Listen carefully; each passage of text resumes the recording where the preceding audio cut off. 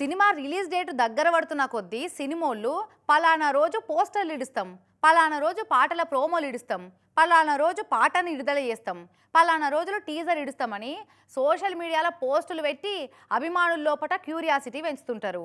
అగో సేమ్ నిజామాబాద్లో కూడా గట్నే ఫ్లెక్సీలేసి పబ్లిక్ అంతా మాట్లాడుకునేటట్టు క్యూరియాసిటీ పెంచుతుర్రు. మరి అదేం ఫ్లెక్సీ ఇంతకు? చూస్తురా ఫ్లెక్సీలు ఇట్లా ఒకతాన కాదు, మొత్తం నిజామాబాద్ అంతటా ఏడబడతాడ ఇట్లనే ఫ్లెక్సీలు కట్టి పెట్టిరు. మరి అందులో ఏం రాసినదో చూడురి. పర్యాటక రంగంపై రెడ్ టేపిజం. నిజామాబాద్ జిల్లాలో కొంతమంది అధికారుల కబంధ హస్తాలలో చిక్కిన పర్యాటక రంగం. త్వరలో అన్ని వివరాలతో మీ ముందుకు అని రాసి ఉన్నది అంతే.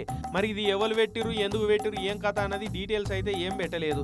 రాత్రికి రాత్రి ఇట్లా రోడ్ల మీద ఫ్లెక్సీలు ఎలిసే వరకు తొవ్వేంటి పోయేటోళ్ళంతా దాల్మే కుచ్ కాలాహే అనుకుంటా ఏదో నడుస్తున్నది, ఎవరికో కౌంటర్కి ఇది పెట్టి ఉంటారు అనుకుంటా పోతున్నారట. మరి ఏంది రెట్టేపిజం అంటే? ఏం లేదు. రెట్టేపిజం అంటే అడగోలుగా రూల్స్ తప్పి పనిచేసుడు, అంతా మా ఇష్టం, అడిగేది ఎవర్రా నా ఇష్టం అన్నట్టు షెడ్యూల్ రెట్టేపిజం అన్నట్టు. ఇంగ్లీష్లో షానిగా అట్లా అంటుంటారు. నిజామాబాద్ జిల్లా టూరిజం డిపార్ట్మెంట్లో అసొంటి ఆఫీసర్లే ఉన్నారట. అడ్డగోలు దందాలు చేసి అక్రమాలు చేస్తున్నారు, వాళ్ళు ఎవరో జల్దిగానే బయట పెడతామని ధమ్కి ఇచ్చుకుంటే ఈ ఫ్లెక్సీలు వేసిరు. మరి ఆకాశరావన్న ఫ్లెక్సీలు ఎవరు కట్టిరు? టూరిజం డిపార్ట్మెంట్ కాంట్రాక్టర్ రానోళ్ళు ఎవరన్నా పగబట్టి కట్టిర్రా?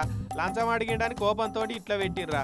అసలు నిజామాబాద్ టూరిజం డిపార్ట్మెంట్లో ఏమైతున్నది అన్న సంగతి టూరిజం మంత్రి జూపల్లి సారు మళ్ళీ అరుచుకుంటే మంచిగుండు, లేకుంటే మళ్ళీ మీ శాఖకే బదనాం వస్తుంది సారు చూసుకోరి అని అంటున్నారు సారు అభిమానులు.